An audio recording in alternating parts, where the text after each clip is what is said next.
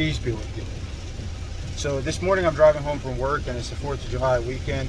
So I wanted to make a video about what it is to be an American Muslim, at least my own experience. I'm sure that experience is not nearly universal because people have many different perspectives and but for me, this is what it is for me.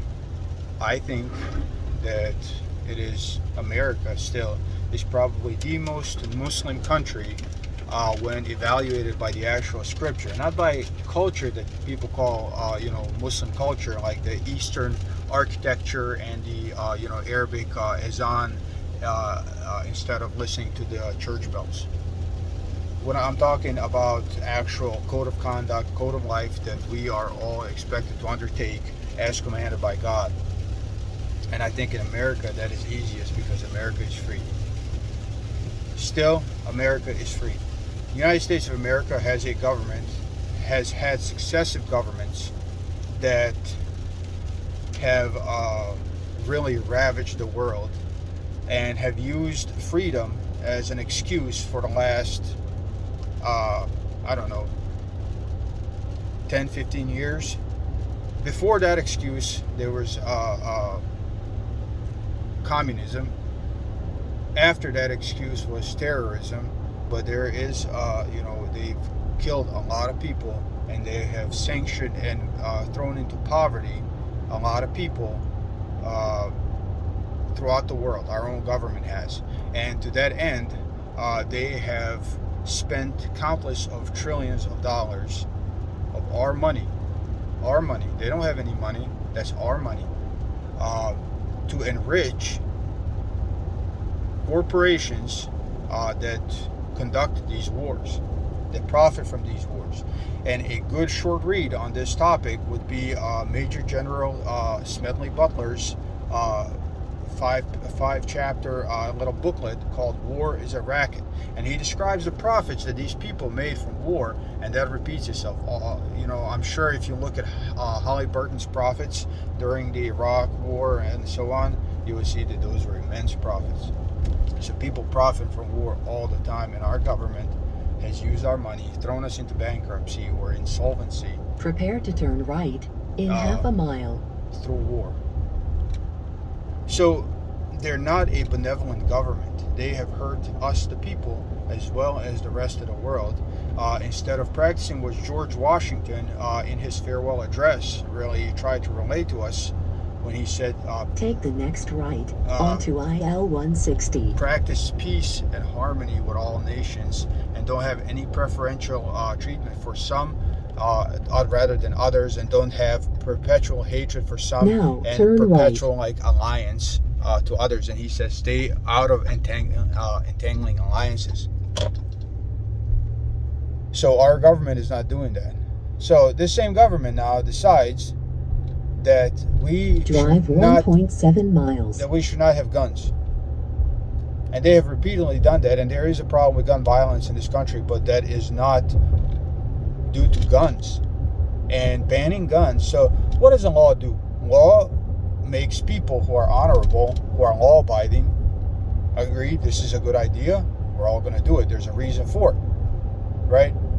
But the criminals who break the law, they're like, I'm not going to follow this. So now, problem with America is the criminals. It's not the gun owners that have guns. It's the criminals. And these criminals exist. And they exist at all levels of human society. And they are generally in power. Evil people are generally in power unless good people are armed and capable and willing to defend themselves. This is the intent behind the Second Amendment. These people who fought for the American freedom, for American revolution, freedom from the crown, freedom from taxation without representations, which is essentially what is happening now because the government has been given too much power, so they can dictate what the money is going to be spent on and take everybody else's money just as they please. They are possibly prepare to turn slight left in half a mile. Possibly, they could be the domestic enemy that every United States military service member swears. Like when you go to boot camp, you give this oath, and it says that I will defend the Constitution of the United States of America. Take the next slight left onto IL-160. which is really important part. Because the Constitution really is what America is all about. This is how America became America. This is how Now it turn became slight left. so free and prosperous. So, because of that, because the Constitution is so important, it can only be changed one way, and Drive 4.1 miles. That way is very well delineated in the laws of the nation. So it has to be followed. You can't just ban guns. That's ridiculous. That makes you a domestic enemy essentially. And the United States military is now like, okay, we can't go against the Constitution. And that's the one area of inefficiency in the U.S. law, the one area of bad design, because in that same oath, it says that I will obey the orders of the United States, President of the United States of America, and those appointed over me, or something to that. I'm paraphrasing, but it does say that, to that effect. So what happens if the president is telling you to do something against the Constitution, which you're supposed to defend? So that is a very, very tricky, that's a spark point. That's a really a problematic part that they've never addressed. But the Constitution has a way to be changed. It can be changed, but there's a way that has to be followed. So as long as somebody follows that, so now if Biden wants to ban guns like that, and he is able to do that, then that's the way it is. That is the will of the people. So that's how things work, should work in America, but they don't work. They don't work like that. But in any case, evil people exist, and the founders of this country realized that. They fought evil people. In their part, it was the government. You have evil people as criminals, as mafia, as organizations like cartels. They will control good people unless good people are powerful. And this happens on all levels on society, including the state and the federal government. So these people have to have limited power. And because they always seek to have power, how do you make them have limited power? Is by having people that are armed. An event happened in Egypt during their color revolutions that thousands of people were slaughtered in Tahrir Square. So just like if anybody wants to remember the protests against monetary policy that people camped out in New York in that park in New York in the financial district for months at a time, well, that happened in the Tahrir Square, and they were slaughtered by the thousands. Many thousands of innocent people, a few thousand of innocent people died. Now, if all those protests were peaceful, as they were, and they were armed, they would have not been slaughtered. Not on that day, at least. So that is the difference between an armed populace and an unarmed populace.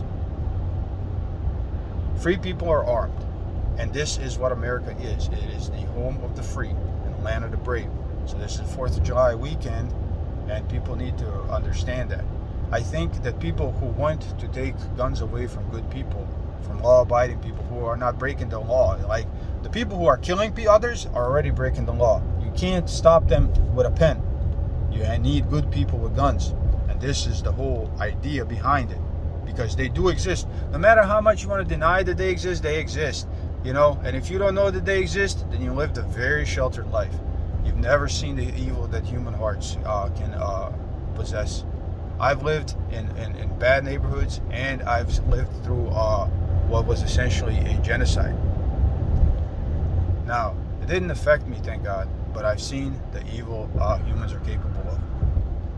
People will kill you for no reason. They are people out there, and there are people who will oppress you for power, and we know that they are out there. So this is what I want to tell people. This is my view on the Constitution and the status of the United States of America.